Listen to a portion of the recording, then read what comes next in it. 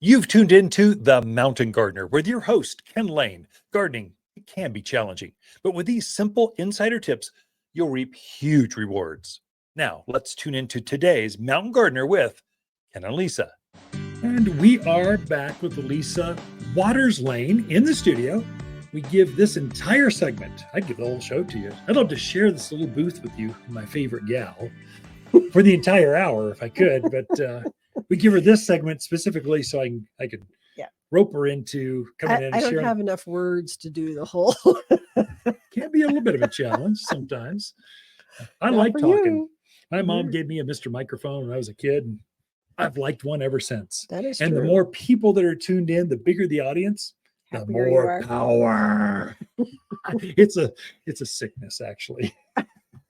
Most people, their number one fear of is death. But what trumps that is even, I can't say Trump anymore. What's even more frightful is speaking in front of audiences or people. Mhm. No, I like that. You are a great speaker, and Thank you're you. you love words and you love to use words. I like to play with. I Whether study you're words. writing, whether you're speaking. You know, as a kid, I really liked encyclopedias. You know, we had that Britannica. They bought us one of those, and I would just go through, sit down the hallway, which where it was, turn the light on, and just thumb through it and learn stuff.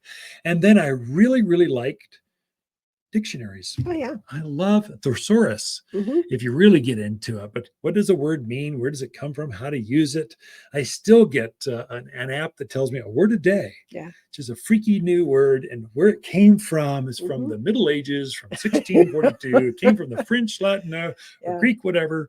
It's crazy. I like studying that. I do too. And how to use I've them. always liked dictionaries and encyclopedias, but I guess kids nowadays, they just do it on their phone. Yeah. They don't have it. Now they got apps. They go, I want to learn German. It goes, okay, here's a word in German today. Do this. There you go. It's actually easier today than ever before, but you don't get that feel of that heavy encyclopedia pictures. Plus, I think we just got, we had 3 channels, ABC, NBC, and CBS. And, you just didn't have all the other sources coming at you that kids today have. Yeah. So you could spend 30 minutes, an hour on the floor with a dictionary. I heard a stat today, I think on NPR or something, that said the average child, I think Gen Z or Y, or whatever they are today, whatever the under, we're out of teenage, and they've been tucked in, they've been plugged in so much, they've never gone without technology. On average, they spend over 6 hours a day on screen time. That could be a phone, could be a TV, could be a computer, an iPad or whatever. But 6 hours, is that a long time or is it not? I don't know. Seems like a long time. I don't think we even did that on a Saturday morning when we could watch all the cartoons. Your brain will rot if you sit there, and you'll lose you'll need glasses if you watch a TV too long. There's some things kids not these true. Days. Oh my gosh, what our parents did to us. They did. But we can't be Luddites. Times are a-changing. Right. And the only thing we can do is help our kids adjust to that. You know what I think we should do? Garden more. We should all garden more. That's right. Ken's answered everything. That's right. Garden more, which isn't bad. Oh, it's great. Get your kids out there and have them, your grandkids, your kids. You want to connect with the next generation? Garden with them. They are into it. And go archaeology, rocks, looking for lizards. Just that's all the being outdoors. Yeah, it's great. I agree. So speaking of being outdoors, as I've said before, I walk the neighborhoods a lot. So I'm out seeing a lot of people's houses, and I'm just seeing something.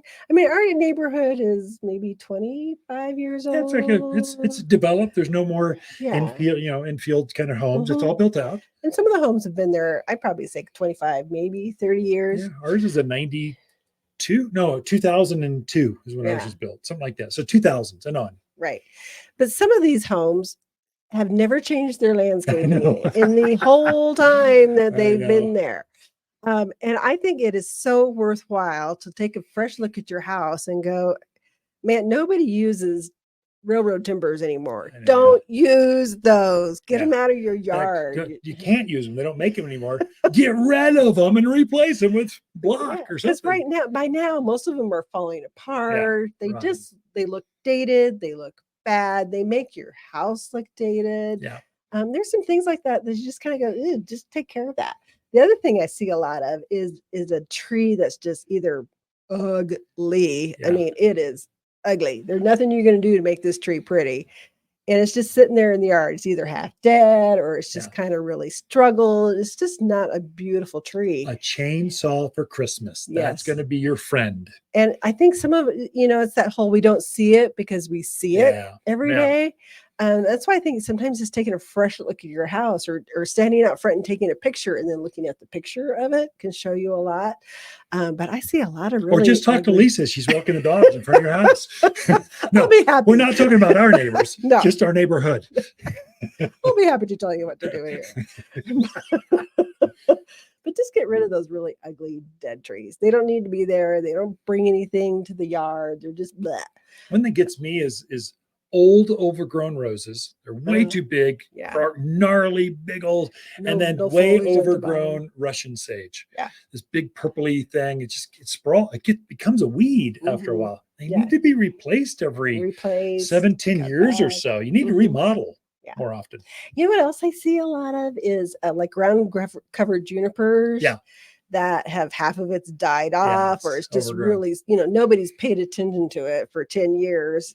Watered or fertilized it, and you just look at it and go, ooh, do something with that. At a friend of mine at Rotary or someplace this week, a friend of mine, I forget where, this really close friend, said, "Oh, my junipers are too large. I want to cut them. I want to get them back to size. If they were in front of their house, they're now blocking the front entrance. They were maybe chest high. They want them down to hip high or a little lower. Can I do that?" And I went, "I don't think so, but because once you cut them back that much, they get real woody and twiggy, and you can see the inside, and they just look butchered. Yeah, and juniper, they don't recover at that point. No, really, you need to start over and put a new set, get another 20 years. I think they said they'd been in for 20 years.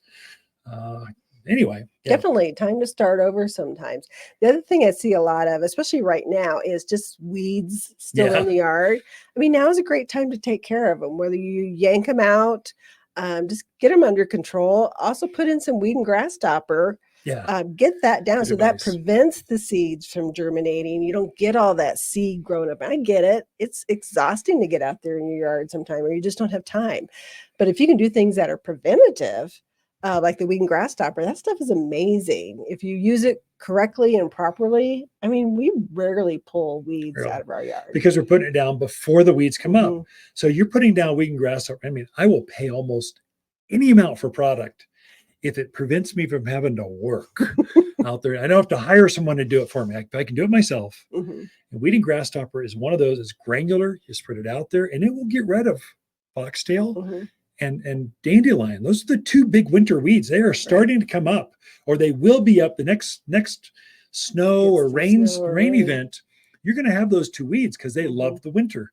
And so they're nasty weeds that you can't just spray now. Now you have to physically pull them to get them out because it's winter. Sprays don't work. And so in the summer, that you put it down again right at the rains, it'll keep tumbleweed and horehound and goat head. It's a nasty one. Keep them from coming up. You just won't have weeds. Save yourself a ton of work, and it just makes your yard look so much nicer. Makes your neighbors happier. We all want that. I don't know about that. It does, because they're not looking at the weeds. If we're your neighbors, makes us happier. Yes, our neighbors are very good. We got great neighbors. The other thing I see a lot of, which really dates a yard, is the whiskey barrels. Remember when whiskey barrels, the wood barrels were huge? My goodness, there are some beautiful ceramic pots that you can put in. They take the winters, and they take 10 years off your home. And they're just so pretty and colorful out there. I highly recommend doing that. The other thing is ugly garden art. Okay, now we're getting subjective. Here we go. I mean, some people, they put a banner out 10 years ago, and it's still there. It's all faded. Half of it's blown away. Or they put out some cute little squirrel out there, and now that squirrel has no face because it's all melting in there with age. Another one is silk flowers are turning blue. That's a definite indication. That brings your house down, and it describes your taste. You got to be careful with that one. So, are you talking about me? Yeah, sorry. Okay, so it's okay Now to that we've remodel. offended everybody. Yeah, so it's okay to remodel. I think we need to remodel more We do. often Take a our look. landscapes to get rid to. You got $1 million house now, Right. and you got this ugly looking tree. It's time to redo it. Yeah. Ken and Lisa Lain, the Mountain Gardeners. Waters Garden companion plants for November are Vanderwolf pine, flowering pear, English ivy, and camellias. Ice Angel camellias produce amazing 3-inch rosy blossoms with petals that radiate out from the center of. Camellias deserve front yard status or admired on a patio or deck. Well adapted to acidic soils beneath oaks, native junipers, and maples. Loves shade gardens, containers, and raised beds. Shop in-store or online at watersgardencenter.com. For a more fruitful garden, increase success in the landscape that just feels better, then tune in daily to the Mountain Gardener podcast. Subscribe through your favorite podcast streamer or visit watersgardencenter.com. Better yet, visit me directly right here at Waters Garden Center. Thanks for tuning in.